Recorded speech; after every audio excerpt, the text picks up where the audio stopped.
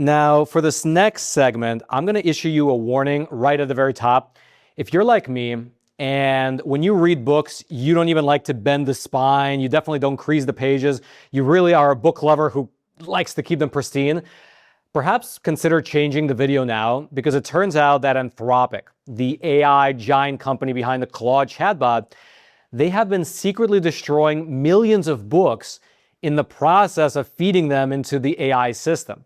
And it's a bit brutal how they're destroying those books. They're slicing the spines off, cutting the pages to a certain size, scanning them in mass, and then shredding and discarding and recycling whatever remains.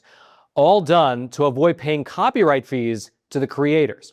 This initiative of theirs was called Project Panama, and it was supposed to be a secret. We only learned about it through sheer luck, basically. It was made public because of the discovery process in an unrelated lawsuit. And the kicker is that it's all 100% legal. And ironically, it's only legal because Anthropic destroys the books in the process of scanning them. Why?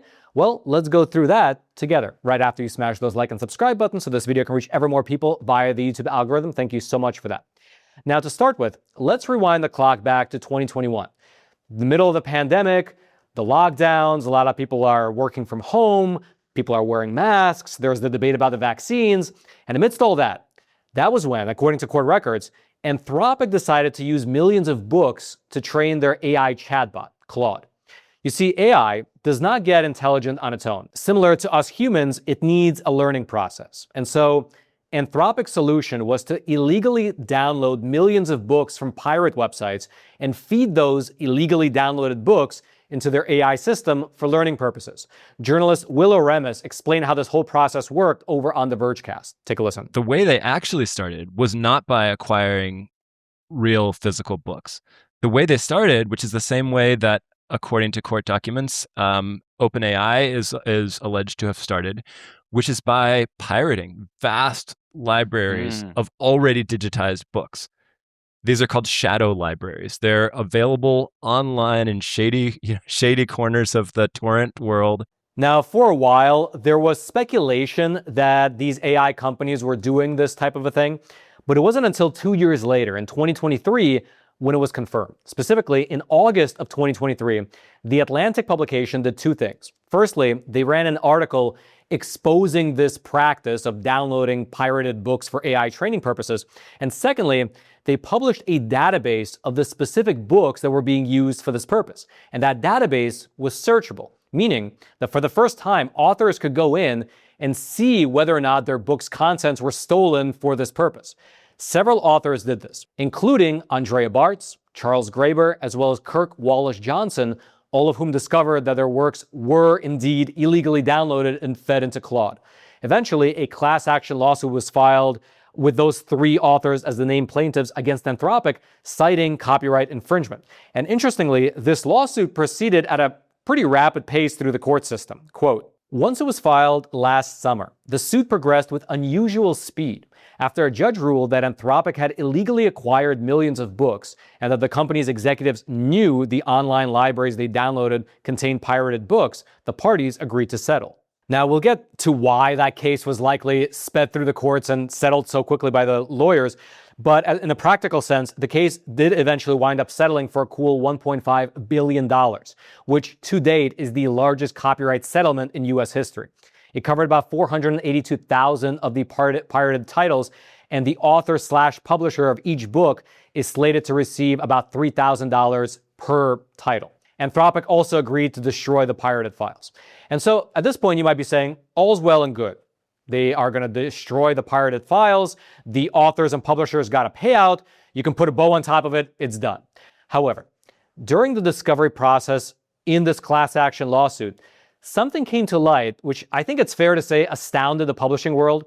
Based on internal company records, it turned out that Anthropic only relied on this pirated book method for about 2 years. Even before all the lawsuits came, they stopped pirating books because their lawyers advised them that this was a legally dangerous thing to do.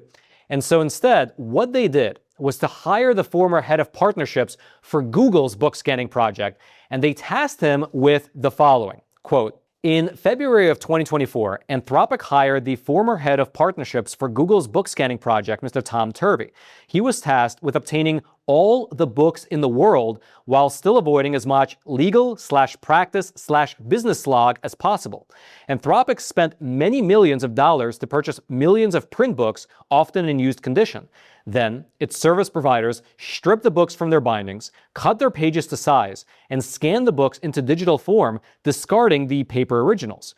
Each print book resulted in a PDF copy containing images of the scanned pages with machine-readable text, including front and back cover scans for softcover books. Using this method, Anthropic acquired copies of millions of books. All right, just to pause here for a super quick moment. If you've watched our program, Facts Matter, then you know that we focus on one thing, which is the facts. Not speculation, not narratives, just what the data shows.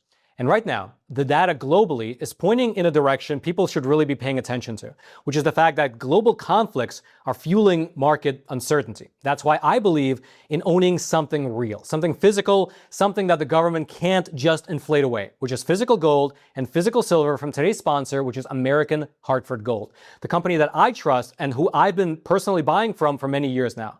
These are tangible assets. They're not tied to policy decisions or shifting narratives. Gold has held its value for thousands of years through inflation, currency changes, the rise and fall of empires, as well as general global instability. In a certain sense, gold actually thrives in periods of global instability. And American Hartford Gold is a good company. They have an A+ rating with the Better Business Bureau, thousands of 5-star reviews. They can deliver your gold and your silver directly to your doorstep, or they can help you set up a gold IRA if you're trying to diversify your retirement. And right now, when you call and mention my name, Roman, you can get up to $20,000 in free silver with your first qualifying purchase. So give them a call, 866-242-2352, or just text Roman to 65532. That's again, 866-242-2352, or text Roman to 65532. I'll also throw all their details. You'll be able to find them down in the description box below. Meaning that they were buying in bulk millions of books, slicing the spines of those books clean off, cutting the pages into the right size for the scanners, then scanning them en masse. Then those PDFs were being fed into the AI system for training purposes as well as for future reference. And then whatever remained of the original books were destroyed. According to the documents, they were shredded and then recycled. Basically, if I can summarize it, millions of books died so that Claude could thrive. Now, internally, this initiative was called Project Panama, and it really was not ever supposed to be known by the public. It was never supposed to come to light, evidenced by this one internal company memo made public only by the lawsuit, which said the following, quote, "Project Panama is an effort to destructively scan all the books in the world. We, meaning Anthropic, don't want it to be known that we are working on this." Now, at this point, a good question to ask might be, why? Why would Anthropic go through all the trouble of buying millions of physical books, having to cut them all to size, of course, slice the spines off and then cut them all to size, scan them one page at a time, and then destroy them rather than just buy the digital copies of those same books? It seems like that would be the obvious choice. And the answer for why they chose this route appears to actually be rather simple. Digital ebooks are almost always sold under a license. The person buying it has to agree to some kind of a terms of service in order to be able to read the text. And usually, as the buyer, you get very limited rights to access and to use that particular file under the publisher's terms. Basically, you can access, you don't own anything. You can just access the file on whatever platform the publisher says you can access it on. And then you have to agree to the terms of service. And included in almost every version of those terms of service are things like the prohibition of commercial AI training, the prohibition on mass reproduction, as well as the prohibition on permanent internal archiving. The exact things that Anthropic would want to do in order to train their AI systems. However, physical books are different. Physical books are generally owned under what's known as the first sale doctrine. You can find it in Title 17 of the U.S. Federal Code, subsection 109. It means that once you buy a lawful copy of a physical book, it's yours. And you can do a lot of things with it without having to reach out and ask the copyright owner for permission. You can resell it, you can destroy it, and, very importantly, you can convert your specific physical copy to a different format, all without asking for permission. And what's funny is that initially Anthropic tried going the first route with the ebooks, and they tried to negotiate directly with the publishers for the rights. But that process proved to be so time-consuming and so convoluted that, as I alluded to earlier, the company referred to it as simply legal and business slog. In fact, the guy from Google that they hired to lead the book effort, he tried to initially contact the major publishers about licensing their titles for AI training. But according to the court records, those back and forth conversations, quote unquote, withered. And so instead, they chose to go with the other destructive scanning method. No lengthy negotiations necessary, no back and forth email chains. You just buy a single copy of the book, you scan it, you destroy it, and then you're done. And perhaps the best part for Anthropic of using that method is that the whole thing is 100% legal.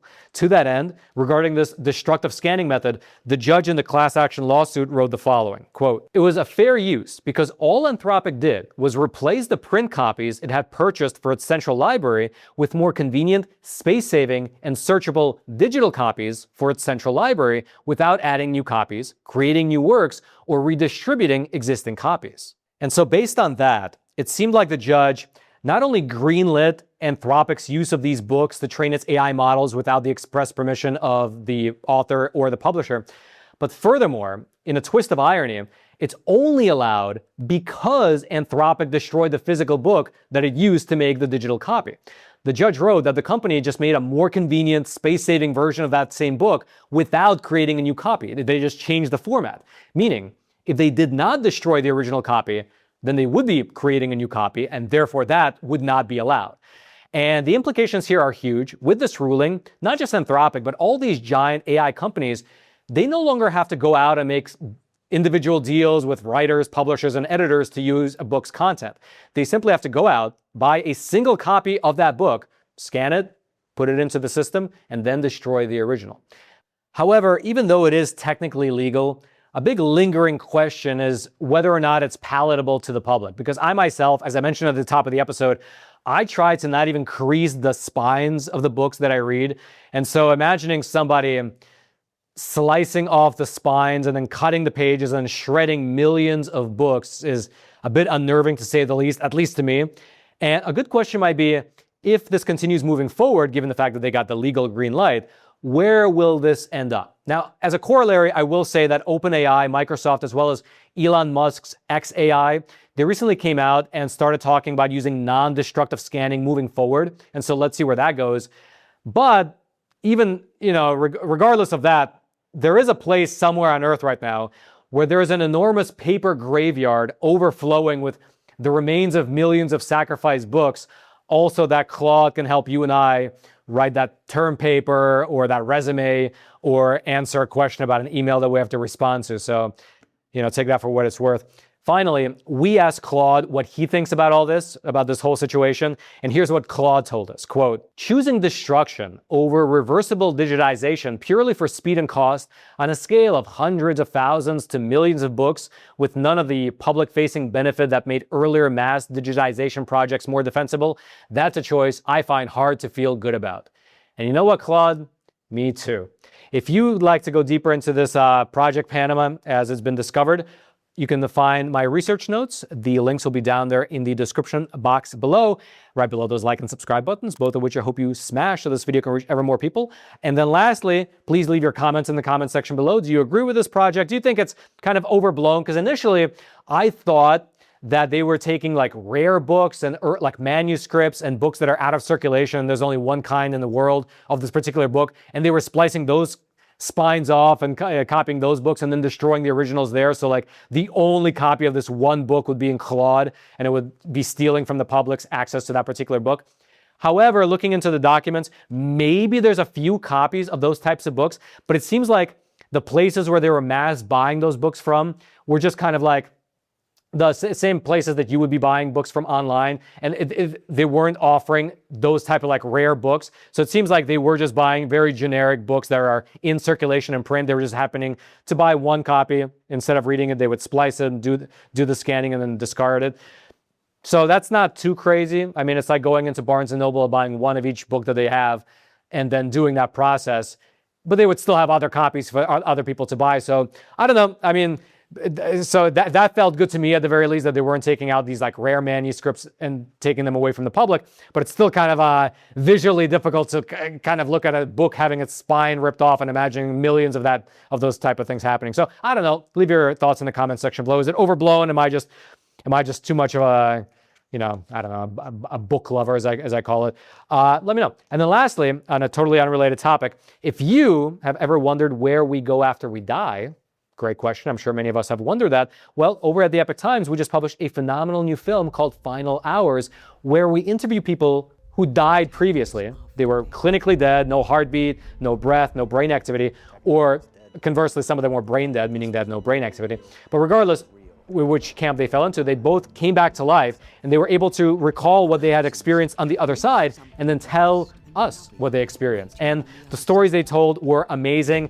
And many of the people who watched that film, they told us that listening to those stories of the people who had actually died, saw the other side, and came back to tell the tale, changed their view on what life actually was. Such a fundamental thing they changed their view on after watching the film, which is like the best thing you can imagine the film to do. So that's all to say, check it out. You can watch Final Hours over on Epic TV. The link to it will be right there at the top of the description box below. Hope you check it out. Technically I was dead, but I felt that this was more real than real, and I felt more alive than life itself.